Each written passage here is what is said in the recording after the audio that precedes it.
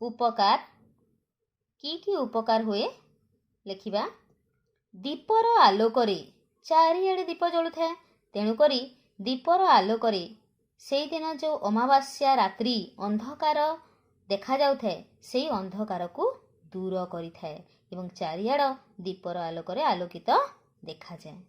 बाण फुटिबा जोगु से दिन लोक माने सब बाण फुटाती तो बाण फुटिबा जोगु जो अपकारी बा क्षतिकारक बाष्पता मध्यरु बाहरे कौन हुए ना केतेक अपकारी एवं क्षतिकारक कीटपतंग मध्य मृत्युवरण करिथांती जहाद्वारा फसलर मध्य लाभ हुए एवं आमर मध्य उपकार होइथाए।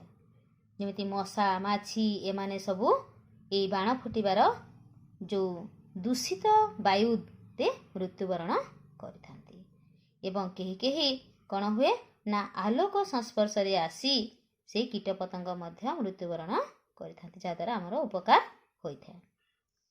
तापरे आसिला अपकार। अपकार कहिले बाण फुटेबा द्वारा शब्द प्रदूषण हुए एवं वायु मध्य प्रदूषण हुए। देखिथिब बाण फुटेबा द्वारा केमिति धुआं बाहरे तो सेटा आमर वायुमंडल को दूषित करे। सेथिपई आमको बेले बेले श्वास रोग एवं चर्म रोग होइथाए। श्वास रोगी पई एही दूषित वायु बहुत क्षतिकारक। सेथिपई शरीर पई मारात्मक एवं बेले बेले जीवन नाशक मध्य होइथाए। आउ आमे जदि असतर्कतार सहित जदि बाण फुटेबा ताहेले बेले बेले आमे बाणरे पोड़ी जाइथाउ एवं घर मध्य पोड़ीबार संभावना रही थाए। आउ जानिछ आमे जो सर छाड़ू तीर चलाऊ भिन्न भिन्न प्रकार फोटका फुटाऊ सेथिरे पशु पक्षी मानकु जदि बाजी जाए ताहेले सेमाने मध्य बहुत कष्ट पाती। तेणु आमे बाण फुटेबा समय रे सतर्कतार सहित फुटेबा उचित। तापरे आसिला वैज्ञानिक कारण। आमे समस्ते जानिथिबा वर्षा दिने अनेक प्रकार कीटपतंग जन्म नहीं थांती। आउ सेई कीटपतंग कौन हुए ना फसल रे बहुत संख्या रे पोक संख्या बेसी हो जाई थाए। मशा माछी संख्या बेसी हो जाती।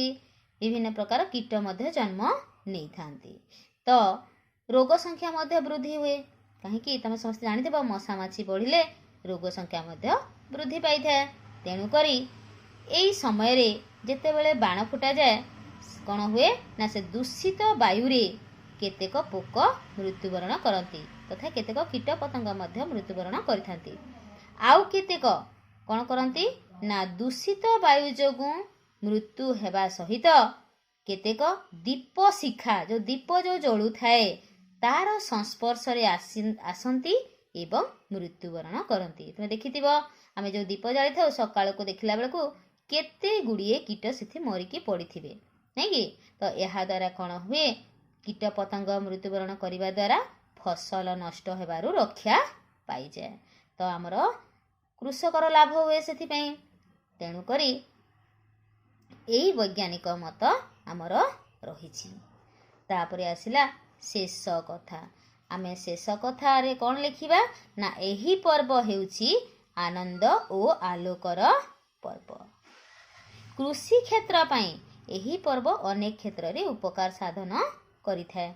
कहीं आमे एबे पूर्वरु पढ़िले जेमिति दूषित वायु रे कीट पतंग मरी जिबा जोगु फसल नष्ट हेबारु रक्षा पाई जाए। तेणु करी कृषि क्षेत्र रे लाभ हैला कि नहीं तो कृषि क्षेत्र रे हमर अनेक गुडे उपकार होइथाए।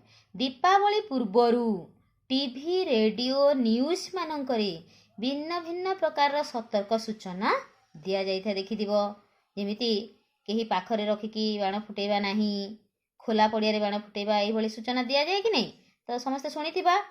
बाण विक्रेता माने जो बिक्री करती से माने कौन करती ना लाइसेंस करि थांती आगरु नहिले से माने फोटका बिक्री करि परिबे नाही सेथिबे लाइसेंस करिथिबा आवश्यक। दूर रे आमे कौन करिबा बाण को रखी फोटका फुटाइबा एवं सूतार हालुका पोशाक पिंधिबा। एथि सहित आमे खोला पड़िया रे बाण फुटेबा उचित। एही पर्व को आमे जदि सुंदर तथा मनोरम करने को हेले आमे कौन करिबा ना सतर्कतार सहित बाण फुटेबा। अर्थात आमे समस्ते सतर्क रही ବା ଉଚିତ। ତ ଇଏ ଥିଲା ତୁମର ଦୀପାବଳି ରଚନା। ତ ବିନ୍ଦୁ ଗୁଡ଼ିକ ଦେଖି ଆମେ ସମସ୍ତେ ୟାକୁ ପୂର୍ଣ୍ଣ ବାକ୍ୟରେ ରଚନାଟିକୁ ଲେଖିବା। ଠିକ୍ ଅଛି, ସମସ୍ତଙ୍କୁ ଧନ୍ୟବାଦ।